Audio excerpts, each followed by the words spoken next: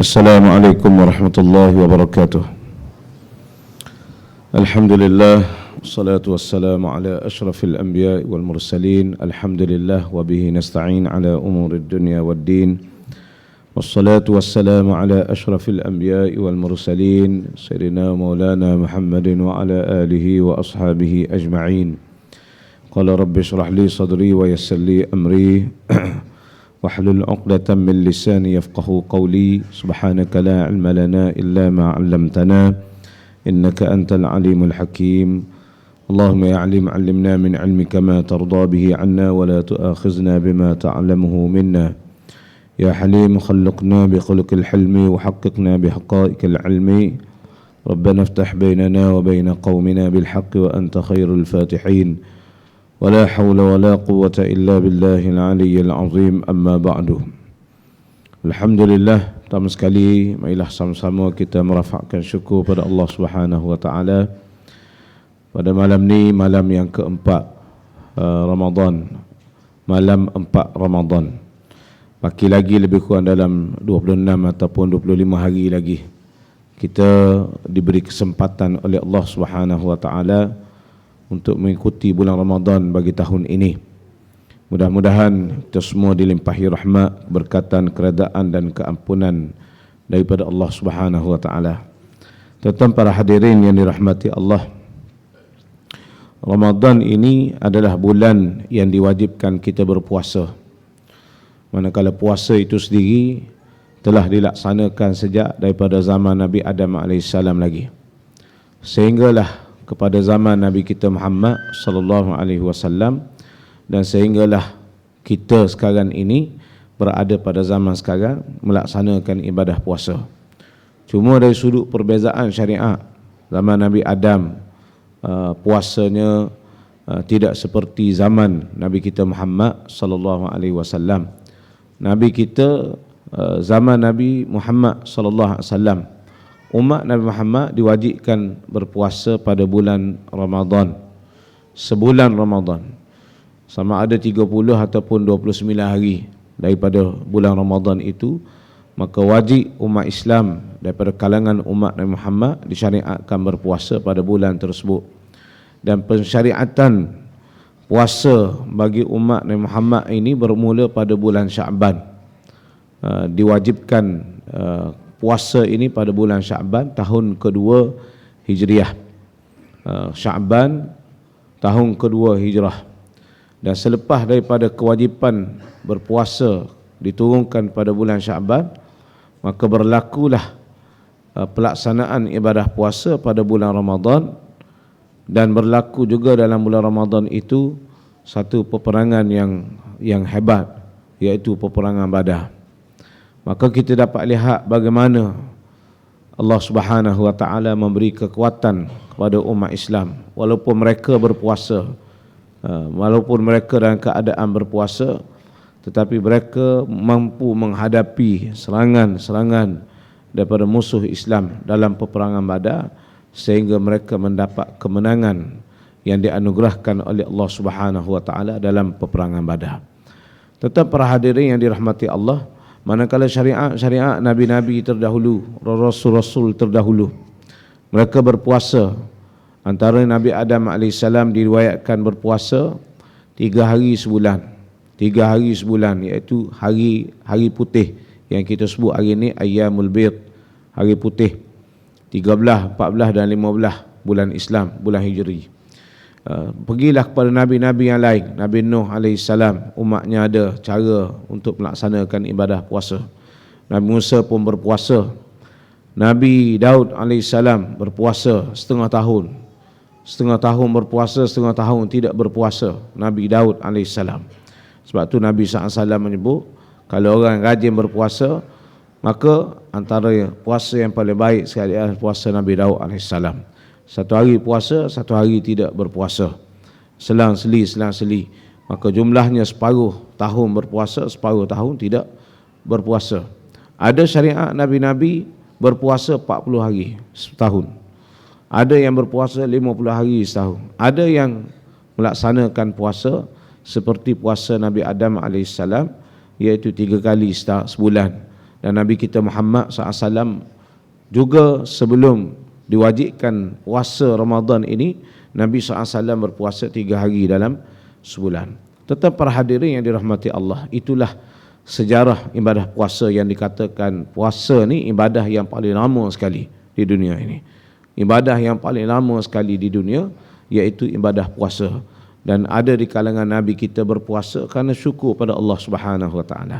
Ada di kalangan Nabi dan Rasul berpuasa kerana ingin memohon hajat daripada Allah Subhanahu Wa Taala, untuk memastikan, untuk berdoa kepada Allah Subhanahu Wa Taala untuk kebaikan anak-anak mereka, saudara mereka, keturunan mereka dan sebagainya. Ini yang disebut dalam sejarah pensyariatan ataupun pengamalan ibadah puasa itu sendiri. Manakala kita di zaman Nabi kita Muhammad SAW, kita ni umat Nabi wajib berpuasa. Sebagaimana yang saya sebut tadi, dimulakan dengan ibadah puasa wajib Ramadan ini pada tahun kedua Hijriah melalui ayat Allah Subhanahu Wa Taala sebagaimana yang kita dengar selalu, ya ayyuhallazina amanu kutiba alaikumusiyam kama kutiba alal ladzina min qablikum la'allakum tattaqun. Wahai orang-orang yang beriman, diwajibkan ke atas kamu berpuasa pada bulan Ramadan. Pertama, Allah pun sebut kama kutiba alal ladzina min qablikum, sebagaimana diwajibkan juga puasa ini ke atas umat-umat terdahulu. Walaupun berbeza syariat, berbeza masa ataupun hari ketika berpuasa, tetapi dari sudut hukum berpuasa itu umat-umat Nabi-Nabi terdahulu juga di kalangan mereka wajib berpuasa juga pada hari-hari yang ditetapkan oleh Allah Subhanahu Wa Taala. Umat Nabi Musa AS berpuasa, tetapi golongan Yahudi yang disebut zaman-zaman dulu, mereka telah memanipulasi mengubah-ngubah hukum ketetapan Allah Subhanahu Wa Taala berkaitan dengan ibadah puasa. Sebab itulah orang Yahudi ini dimurkai oleh Allah Subhanahu Wa Taala. La'allakum tattaqun, objektif ataupun matlamat berpuasa ini untuk melahirkan insan yang bertakwa kepada Allah Subhanahu Wa Taala. Insan yang bertakwa ni insan yang paling berkualiti, tuan-tuan. Insan yang paling berkualiti. Sebab itulah dengan ibadah puasa Allah Subhanahu Wa Taala bagi special kepada orang yang berpuasa. Special. Kalau nak masuk syurga pun, orang yang rajin berpuasa dia masuk syurga tak ikut sama dengan orang-orang lain. Dia akan masuk syurga melalui pintu yang ditetapkan oleh Allah Subhanahu Wa Taala yang disebut sebagai pintu Ar-Rayyan. Maka puasa itu adalah Miftahur Rayyan, pintu kepada syurga yang bernama Ar-Rayyan. Orang yang melaksanakan ibadah puasa dengan penuh tertib, dengan penuh menjaga adab-adab berpuasa. Kalau kita tengok puasa ni dari sudut bahasa, menahan diri daripada melakukan sesuatu perkara. Maknanya kita puasa lah tu. Dari sudut umumnya begitu. Dari sudut syarak, kita menahan diri daripada makan dan minum ataupun perkara yang membatalkan puasa. Perkara yang membatalkan puasa bermula daripada terbit fajar sehingga terbenam matahari. Dan selain daripada itu, kita menjaga tertib puasa. Perkara yang boleh membatalkan puasa kita jaga, bahkan perkara yang walaupun tidak membatalkan puasa tetapi mengurangkan pahala puasa ataupun mencacatkan puasa pun kita jaga. Menghindari perkara-perkara yang disebut sebagai perkara yang tidak baik, mengumpat, mengkeji dan sebagainya, menjaga tutur kata, menjaga panca indera, menjaga perut dan sebagainya. Maka daripada situ akan lahirlah insan yang bertakwa kepada Allah Subhanahu Wa Taala.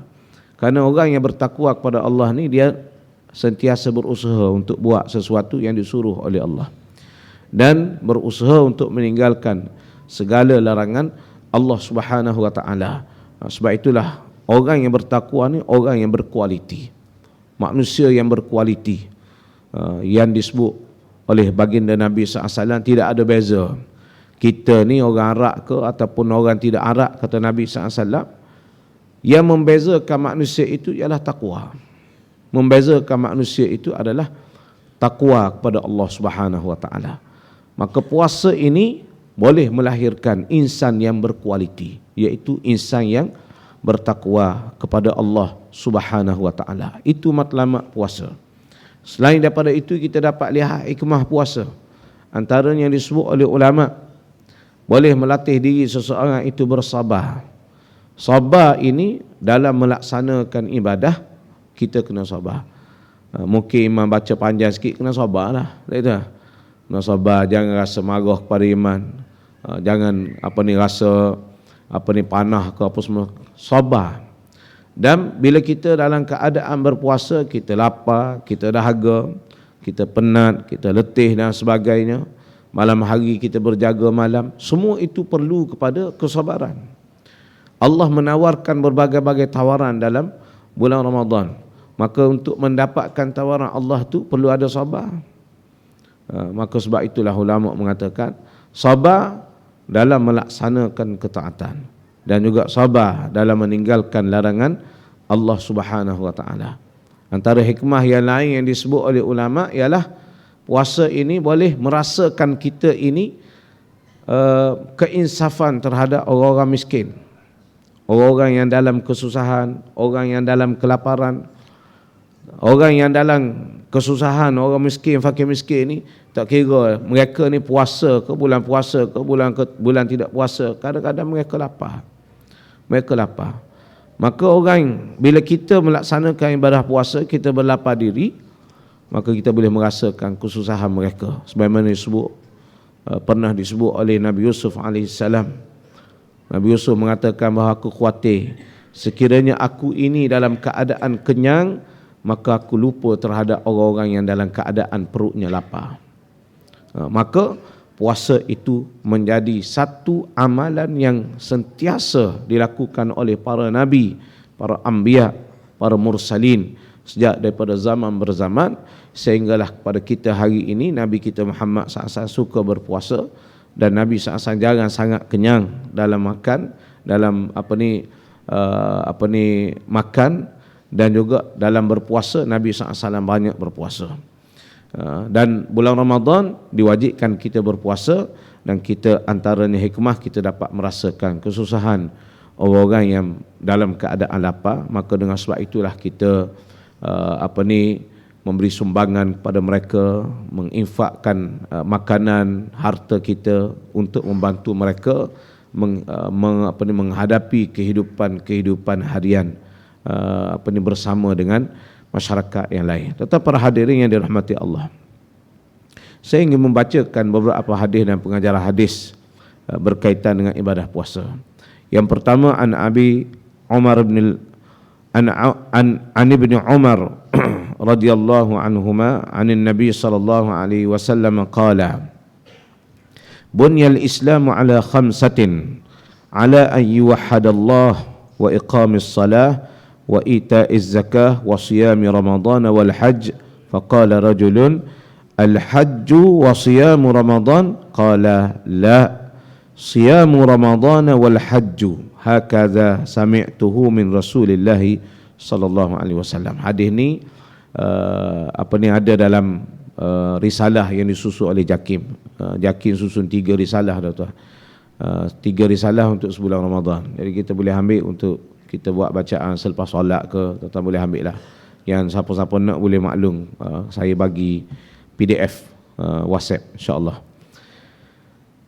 Daripada Ibnu Umar radhiyallahu anhuma, dari Nabi SAW bersabda, Islam dibangunkan di atas 5 rukun. Sebagaimana yang kita baca selalulah dalam hadis-hadis yang lain, riwayat yang lain menyebut bunyal Islamu ala khamsin. Dalam riwayat Ibnu Umar ni disebut bunyal Islamu ala khamsatin ala an yuwahhadallah. Pertama, Islam dibangunkan atas mentauhidkan Allah Subhanahu wa taala. Dalam riwayat yang lain disebut anta syahada an la ilaha illallah anna Muhammad Rasulullah. Mentauhidkan Allah Subhanahu wa taala, mendirikan salat, menunaikan zakat, berpuasa Ramadan dan menunaikan haji. 5 perkara ni. Maka cabang-cabang daripada 5 ini kita kena ambil perhatian. Lantas seorang lelaki bertanya, Sahabat bertanya, apakah haji dan kemudian puasa Ramadan? Nak memastikan. Sahabat ni suka bertanya. Kalau dia tak faham, dia tanya tu. Tu sahabat. Tak faham, tanya. Jadi Rasulullah menjawab, tidak. Puasa Ramadan dan kemudian haji. Puasa Ramadan dulu, baru masuk musim haji. Sahabat tanya, haji dulu kok baru puasa? Sahabat kata tidak. Rasulullah SAW tidak. Rasulullah SAW sebut, puasa dulu, barulah melaksanakan ibadah haji. Jadi musim haji ni start berapa bulan? Kita buka kuis sikit. Tapi tak ada hadiah. Musim haji ni 1 Syawal. Masuk 1 Syawal tu kira musim haji. Dikira sebagai musim haji. Siapa nak melaksanakan ibadah haji, maka dia boleh berniat haji bermula pada 1 Syawal. Tapi kena duduk dalam ihram 2 bulan lebih lah. Sanggup ke tidak duduk ihram 2 bulan lebih? 2 minggu pun tuan-tuan, 2 minggu. Kawan saya pergi haji tahun lepas, dia dapat panggilan last minute, pergi tergesa-gesa khusus. Ustaz kata kita kena buat haji, kalau nak buat haji ni haji ifrad lah, paling baik sekali. Dia nak pergi 2 minggu sebelum wukuf, dia pun buat haji ifrad. Punyalah duduk dalam keadaan ihram tuan-tuan, pahala banyak lah. Pahala banyak. Dia ingat ramai duduk dalam keadaan ihram 2 minggu ni. Rupanya 2 orang je. Daripada berapa puluh ribu tahun lepas. Yang duduk dalam keadaan ihram 2 minggu ihram haji ni, 2 orang je duduk. Dia dengan kawan dia. 2 orang tu, yang lain adalah 3 hari duduk keadaan ihram, seminggu duduk keadaan. 2 minggu dia tak tahu nak cakap apa sah. Memanglah tabur haji, ucap terima kasih kat kita, tapi kita ni tak tahu macam mana dia kata. Susah. Ni kalau nak duduk sebulan tak tahulah, wallahu a'lam. Baik, cumanya nak bagi tahu musim hajinya 1 Syawal. Jadi puasa dulu, masuk 1 Syawal dikira sebagai musim haji. Demikianlah aku mendengarnya daripada Rasulullah sallallahu alaihi wasallam, kata Ibnu Umar radhiyallahu anhuma. Pengajaran hadis. Islam tertegak di atas 5 rukun. Setiap rukun Islam mempunyai tuntutannya tersendiri yang hendaklah dilaksanakan oleh setiap Muslim. Kena buat selaka. Tak boleh tak apa rukun Islam kata ada 5, saya nak buat 3 cukup yang lain tu saya tak percaya. Tak percaya salah satu saja tuan-tuan boleh membawa kepada kufur. Sebagaimana yang dilakukan, diambil tindakan oleh Khalifah Abu Bakar radhiyallahu anhu ketika pemerintahan beliau. Ada golongan yang mengingkari kewajipan zakat, maka diperangi oleh Khalifah Abu Bakar radhiyallahu anhu. Kerana mereka telah menjadi kufur. Lain orang tak bayar zakat ataupun orang tak mendirikan sembahyang, tapi dia mengakui zakat sembahyang tu wajib, lain. Tidak boleh, tak jatuh kufur. Tapi orang yang berpegang dengan zakat, puasa ni tidak wajib, boleh jadi kufur. Begitu juga puasa. Maka mesti dilaksanakan. Jadi setiap rukun Islam mempunyai tuntutan yang tersendiri yang mesti dilaksanakan oleh kita semua. Yang kedua, berpuasa di bulan Ramadan merupakan rukun Islam yang keempat sebelum menunaikan haji. Ianya mengikut tuntutan yang lebih utama dalam kefarduannya. Yang ketiga, tanpa salah satu daripada rukun Islam ini, keislaman seseorang itu boleh musnah. Sebagaimana sebuah khemah yang mempunyai 5 batang tiang, tetapi apabila satu tiangnya patah akan merobohkan seluruh khemah tersebut. Perumpamaan, dalam khemah ada 5 tiang, satu tiang patah ke, maka satu khemah itu boleh jadi roboh. Begitulah rukun Islam. Begitulah rukun Islam. Yang 5 ini berkait antara satu sama lain, yang mesti dilaksanakan dan mesti diakui kewajipannya oleh seluruh orang-orang Islam. Hadis yang kedua, an Talhah bin Ubaidillah anna a'rabiyyan jaa'a ila Rasulillah sallallahu alaihi wasallam sa'ir ar-ra'si faqala ya Rasulullah akhbirni madza faradallahu alayya min as-salah faqala as-salawatil khams إلا أن تطوع شيئا فقال أخبرني ما فرض الله علي من الصيام فقال شهر رمضان إلا أن تطوع شيئا فقال أخبرني بما فرض الله علي من الزكاة فقال فأخبره رسول الله صلى الله عليه وسلم شرائع الإسلام قال والذي أكرمك لا أتطوع شيئا ولا أنقص مما فرض الله علي شيئا فقال رسول الله صلى الله عليه وسلم أفلح إن صدق أو دخل الجنة إن صدق. Daripada Talhah bin Ubaidillah radhiyallahu anhu bahawa beliau berkata seorang Badui, Arab Badui menemui Rasulullah SAW dalam keadaan kepalanya penuh debu. Lalu berkata, ya Rasulullah, beritahukanlah kepadaku salat apakah yang Allah wajibkan ke atasku. Baginda SAW menjawab, salat 5 waktu. Salat 5 waktu wajib. Kecuali jika engkau suka mengerjakan salat sunat. Kalau nak buat salat sunat boleh. Yang fardu tu mesti buat. Lalu Arab Badui bertanya lagi, beritahukanlah kepadaku puasa apakah yang Allah wajibkan bagiku. Baginda SAW menjawab, puasa bulan Ramadan. Kecuali jika engkau suka mengerjakan puasa sunat. Ini dari sudut hadis dalil kewajipan puasa. Dan Arab Badui bertanya lagi, beritahukanlah kepadaku zakat apakah yang Allah wajibkan ke atasku. Lalu Rasulullah SAW memberitahu kepadanya tentang syariat Islam, syara'i al-Islam.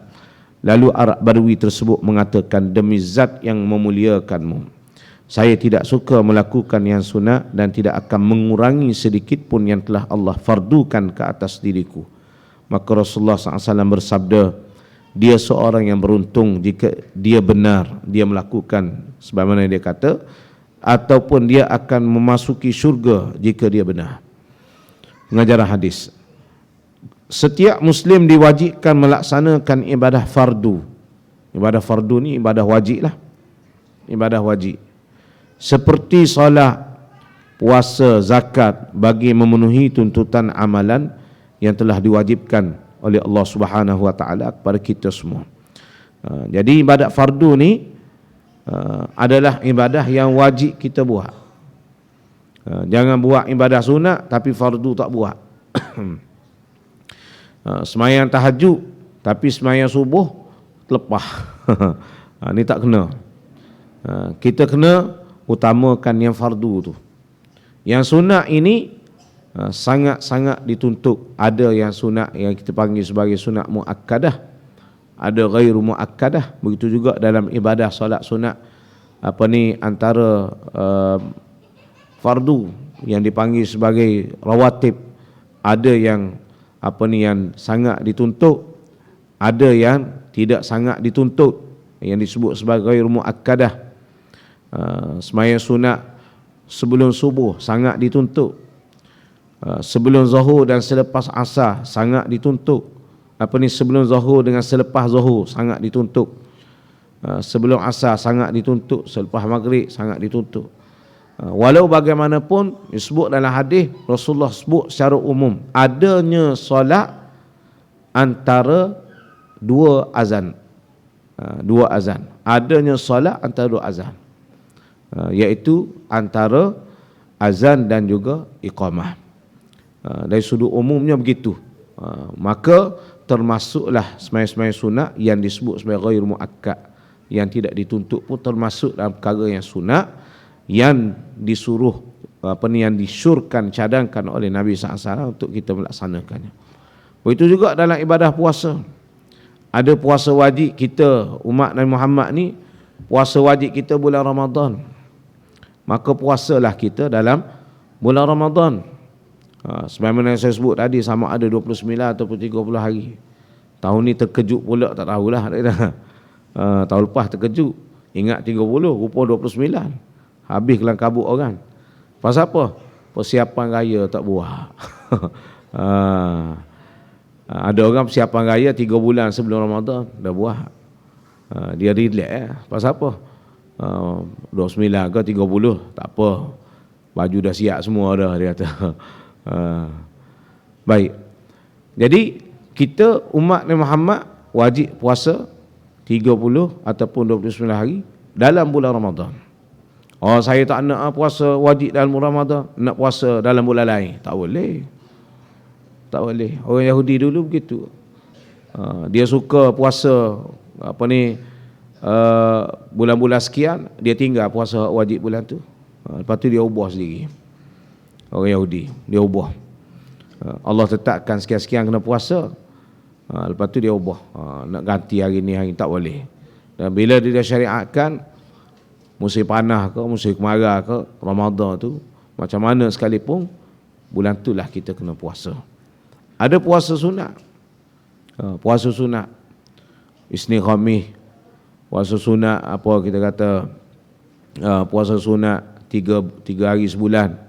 13, 14, 15 bulan Hijri tu disunatkan kita berpuasa, ini sebagai Ayyamul Bid.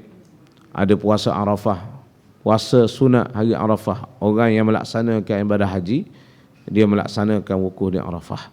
Maka kita yang tidak melaksanakan ibadah haji, sunat berpuasa. Sunat berpuasa. Siapa tak pernah puasa hari Arafah, tahun ni puasa. Tahun ni puasa. Dijelaskan bahawa ibadah fardu sudah memadai jika dilaksanakan dengan sempurna. Namun ibadah sunat menjadi pelengkap kepada mana-mana kekurangan dalam amalan fardu tersebut. Jadi ibadah sunat ini menyempurnakan ataupun melengkapkan kecacatan-kecacatan yang ada dalam ibadah fardu. Sebagaimana yang kita dengar selalulah. Maka kita kena buat jugalah ibadah sunat tu. Puasa sunat ke, ada zakat wajib, ada sedekah, infak. Ramadan ni Rasulullah sangat suka berinfak. Kita kena berinfak lah, kerana Rasulullah tunjuk pada kita. Infak ni Rasulullah sangat suka. Aisyah kata apa? Rasulullah ni sangat suka berinfak. Tapi bila masuk Ramadan, sikap suka berinfak itu pada Rasulullah lebih kuat daripada angin yang bertiup kencang. Inilah Rasulullah SAW. Kita nak ambil contoh siapa lagi? Dan bahala harta yang kita infakkan itu adalah harta kita. Harta yang bukan kita infak tu harta orang lain. Betul? Harta orang lain. Kita mati bukan jadi hak kita lah. Adakah kita ni tinggal duit 10,000, dengan 10,000 tu tanah dalam kubur? Buat apa dalam kubur? Nak gunalah dalam kubur? Tak ada dah tuan. Harta-harta yang ada pada kita ni, kalau kita tidak berinfak, harta tu harta orang. Harta yang kita infak tu harta kita. Harta kita. Kerana pahalanya berpanjangan sampai kiamat. Tapi janganlah tak apa, Ustaz kata ni kita bagi semua dengan rumah-rumah kereta apa semua sekali. Tidak begitu. Wala tansa nasibaka minad dunya. Kena jaga juga tanggungjawab kita di atas dunia ni. Kita ada tanggungjawab. Kita ada suami, ada isteri, ada anak-anak, ada saudara mara, ada sahabat, ada perkara yang perlu kita tunaikan tanggungjawab. Maka kita kena jaga juga. Tetapi infak tu kena buat. Masjid, surah nak infak daripada kita, bagilah zakat yang kita mampu. Begitu juga dalam ibadah-ibadah yang lain, ibadah sunat yang lain. Ramadan ni Allah gandakan pahala. Fardu Allah Ta'ala gandakan pahala dia. Sunat pun Allah Ta'ala gandakan pahala. Sehingga riwayat mengatakan sesiapa yang berpuasa di siang hari bulan Ramadan, ibadah dia tu seperti melaksanakan ibadah pada malam Lailatul Qadar. Ibaratnya begitu. Pahala berganda-ganda. Berganda-ganda. Tuan-tuan infak, pahala berganda. Tuan-tuan baca Quran, pahala berganda. Tuan-tuan salat, pahalanya berganda. Salat fardu, gandaan pahala dia. Salat sunat, gandaan pahala dia. Berzikir, gandaan pahala dia. Lailatul Qadar seperti beribadah 1000 bulan. Siang hari Ramadan kita beribadah dengan gandaan-gandaan pahala. Kalau kita rajin dengan komitmennya, dengan tertibnya, maka pahalanya berlimpah ruah kita dapat. banyak pahala yang Allah Ta'ala sediakan. Maka kita buatlah semayan. Kalau sebelum ni tak buat semayan sunat duha, buatlah semayan sunat duha. Kalau sebelum ni tak semayan tahajud, bangunlah semayan tahajud walau 2 rakaat. Kalau sebelum ni tak semayan witir, istiqamah semayan witir. Kerana witir Rasulullah tak tinggal. Rasulullah tak tinggal setiap malam semayan witir. Qiyamul lail, tahajud Rasulullah tak tinggal. Maka kita ambil lah apa yang ditunjukkan oleh Nabi SAW. Semayan sunat, pahala berganda. Sedekah, pahala berganda. Zikir kita, pahala berganda. Bila masuk Ramadan, tawaran-tawaran Allah Subhanahu Wa Taala kita usahakan supaya kita dapat apa yang disediakan oleh Allah Subhanahu Wa Taala. Yang ketiga, pelaksanaan ibadah fardu dengan sempurna akan mendapat ganjaran syurga, dan diikuti dengan amalan sunat akan meningkatkan lagi nilai sesuatu amalan itu. Tuan-tuan para hadirin yang dirahmati Allah, mudah-mudahan sedikit perkongsian kita pada malam ini dapat memberi kebaikan untuk kita bersama, dapat menambah keinginan untuk kita melaksanakan ibadah pada Allah Subhanahu Wa Taala sempena keberadaan kita dalam bulan Ramadan ini. Wallahu taala a'lam. Aqulu qawli hadza wa astaghfirullahal azim li wa lakum. Wassalamu alaikum warahmatullahi wabarakatuh.